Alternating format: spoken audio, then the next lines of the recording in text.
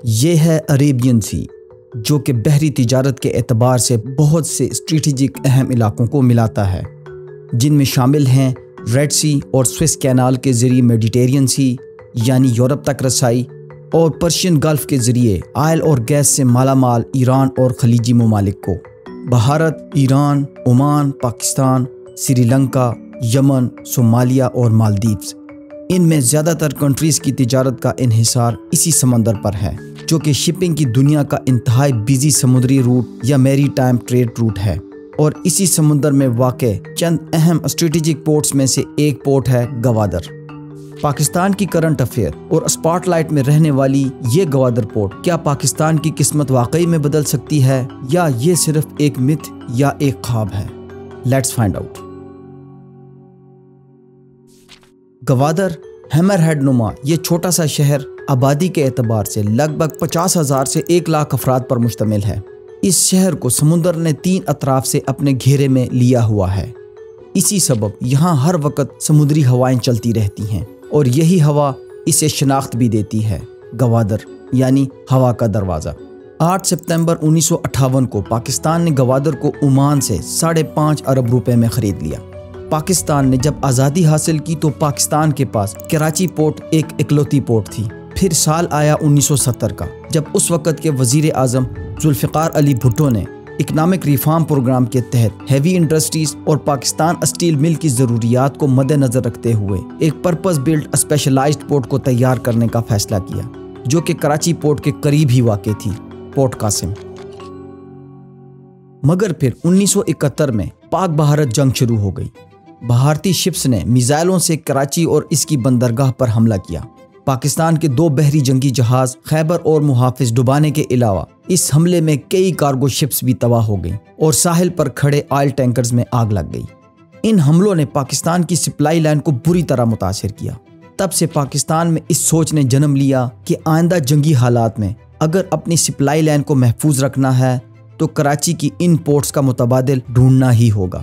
اگرچہ دور حاضر میں پاکستان کی نیوی بھی جدید میزائلوں، شپس اور سب میرین سے لیس ہو چکی ہے، اور پاکستان ایئر فورس کی ایک بیس کراچی میں بھی موجود ہے، جو کہ ان پورٹس کو جنگی حالات میں دشمن سے پروٹیکٹ کرنے کی مکمل صلاحیت رکھتی ہے۔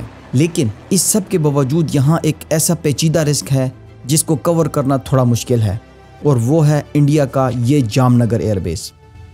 کراچی سے اس بیس کا فاصلہ صرف 400 کلومیٹر ہے، اور یہاں سے اڑنے والا کوئی بھی فائٹر جیٹ 5 سے 10 منٹ میں کراچی پہنچ سکتا ہے، یعنی پاک ایئر فورس کے پاس اسے رسپونڈ کرنے کے لیے بہت کم ٹائم ہوگا۔ ان حالات میں پاکستان کو کراچی پورٹس کا الٹرنیٹیو ہر صورت چاہیے تھا، جو کہ انڈین ایئر بیسز سے کافی حد تک دور ہو، اور یہ الٹرنیٹیو ان کی نظر میں کراچی سے 600 کلومیٹر دور واقع گوادر کا نیچرل ڈیپ سی علاقہ تھا، جو کہ آسانی سے ڈیولپ بھی کیا جا سکتا تھا اور بھارتی حملے سے بڑی حد تک محفوظ بھی تھا۔ یعنی اگر پاکستان گوادر میں ایک پورٹ کے ذریعے سے اپنی متبادل سپلائی لائن بنا لے تو جنگ کے دوران وہ زیادہ محفوظ ہو جائے گا۔ 70 کی دہائی میں پاکستان نے امریکہ میں موجود نکسن ایڈمنسٹریشن کو گوادر پورٹ ڈیولپ کرنے کے حوالے سے اپروچ کیا۔ انہیں پورٹ ڈیولپ کرنے کے بدلے یہاں تک کہ نیول ایکسیس دینے کا بھی آفر کیا گیا، مگر یو ایس نے پاکستان کی اس پرپوزل کو ریجیکٹ کر دیا۔ پھر پاکستان میں دور آیا پرویز مشرف ایڈمنسٹریشن کا۔ ایک چائنیز کمپنی کو یہ پورٹ ڈیولپ کرنے کے لیے کانٹریکٹ دیا گیا، اور اس کمپنی نے 2006 تک اس کا پہلا کنسٹرکشن فیز مکمل کر دیا۔ یہ پورٹ سنگاپور پورٹ اتھارٹی کو آپریٹ کرنے کے لیے دے دی گئی۔ 2013 میں ایک چائنیز کمپنی نے سنگاپورین سے اس پورٹ کو ٹیک اوور کر لیا۔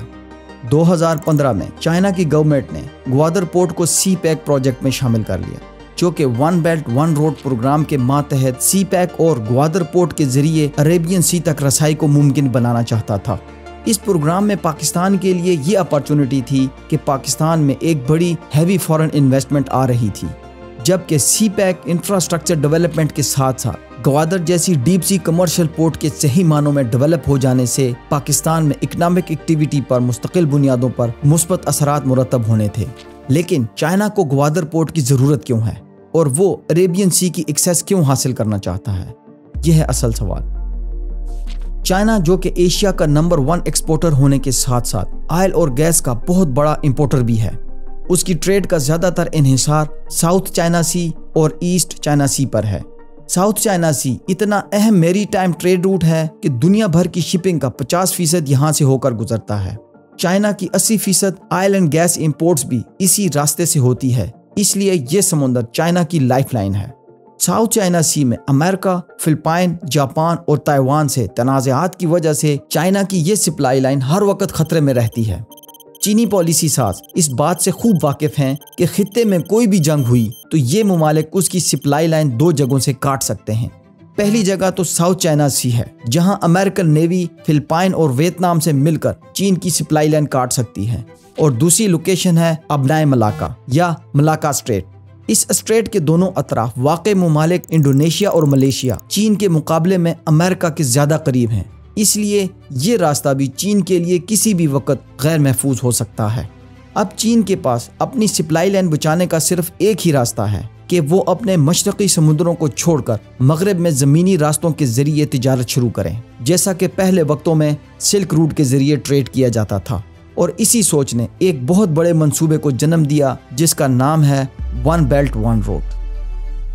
ون بیلٹ ون روڈ چینی ٹریڈ روٹس کا ایک ایسا نیٹ ورک ہے جو کہ جنگی حالات میں بھی چین کی امپورٹ ایکسپورٹ کو کافی حد تک محفوظ کر دیتا ہے۔ لیکن چائنا کا اصل مسئلہ ہے تیل کی سپلائی۔ ایران اور خلیجی ملکوں سے آنے والے تیل کی سپلائی کے لیے چین کے پاس ایک آپشن تو ہے میانمار یعنی برما۔ چین ابنائے ملاکا کو بائی پاس کر کے برما کی بندرگاہوں سے اپنے ملک کو تیل کی سپلائی کر سکتا ہے، لیکن بھارت اس روٹ میں کبھی بھی رکاوٹ پیدا کر سکتا ہے کیونکہ یہ روٹ بھارت کے قریب سے گزرتا ہے، اور بھارت تو پہلے ہی چین کا حریف اور امریکہ کا اتحادی ہے۔ اب چائنا آئل اینڈ گیس کی سپلائی کے لیے ایک اور راستہ بھی اویل کر سکتا ہے، اور وہ ہے چین کا ویسٹرن بارڈر۔ ایرانی تیل کی سپلائی ترکمانستان، ازبکستان اور تاجکستان وغیرہ سے گزر کر چین پہنچائی جا سکتی ہے، لیکن یہاں بھی ایک مسئلہ ہے۔ یہ سارے ملک چین سے زیادہ روس کے دوست ہیں، اس لیے یہ سپلائی لائن بھی آگے چل کر کبھی نہ کبھی چین کے لیے مسئلہ پیدا کر سکتی ہے۔ چنانچہ چین کو ایک ایسے ملک سے راستہ چاہیے جو کہ نہ صرف اس کا دوست ہو بلکہ اس کے اور چائنا کے مفادات بھی ایک ہی ہوں۔ تو لے دے کے پاکستان ہی ایک ایسا ملک رہ جاتا ہے جس کے اور چائنا کے خطے میں مفادات ایک ہی ہیں۔ پاکستان کو انفراسٹرکچر ڈیولپمنٹ کے ساتھ ساتھ ایک فل اسکیل الٹرنیٹیو پورٹ کی ضرورت ہے، جبکہ چائنا اپنے ٹریڈ اور تیل کی سپلائی کو محفوظ بنانا چاہتا ہے، اور یہ دونوں آبجیکٹیوز سی پیک اور گوادر پورٹ کی ڈیولپمنٹ کے ذریعے حاصل کیے جا سکتے ہیں۔ ایک اور بڑا فائدہ جو کہ چائنا سی پیک اور گوادر پورٹ کی ڈیولپمنٹ سے حاصل کر سکتا ہے وہ ہے خلیجی ممالک اور ایران سے آنے والے تیل اور گیس کے روٹ میں ہزاروں کلومیٹر کی کمی۔ ہر روز چائنا 6.3 ملین بیرل تیل کی درآمدات پر مشرق وسطی سے ٹرانسپورٹیشن کی مد میں تقریباً $18 ملین خرچ کرتا ہے، جو کہ ابنائے ملاکا کے راستے لگ بھگ 9,912 میل کا فاصلہ طے کر کے چائنا پہنچتا ہے، جبکہ سی پیک کے ذریعے گوادر سے کاشغر تک ڈائریکٹ ٹرانسپورٹیشن میں اس فاصلے اور لاگت میں 75% کمی آ جائے گی۔ فی الحال تک گوادر پورٹ کوئی بڑی پورٹ نہیں، لیکن آنے والے دنوں میں یہ امید کی جا سکتی ہے کہ نہ صرف یہ مکمل طور پر آپریشنل ہو جائے بلکہ اس کا شمار بھی دنیا کی بڑی پورٹس میں ہونے لگے۔ لیکن اگر فیکٹس اینڈ فگر کو دیکھا جائے تو یہ پورٹ ایک انتہائی اہم جیو اسٹریٹجک لوکیشن پر موجود ہے، جو کہ ایران اور اسٹریٹ آف ہارمز کے بہت قریب ہے۔ عام حالات میں تو شاید یہ پورٹ ایک عام سی پورٹ ہی رہے، مگر جنگی حالات میں یہ پورٹ پاکستان اور چائنا کی اکانومی میں ایک پیوٹل رول ادا کر سکتی ہے۔ اور جہاں تک رہی بات پاکستان کے لیے اس پورٹ کے گیم چینجر ہونے کی، تو آپ کے لیے یہ سمجھنا بہت ضروری ہے کہ کسی بھی ملک کی ترقی صرف کسی ایک سڑک یا پروجیکٹ کی محتاج نہیں ہوتی۔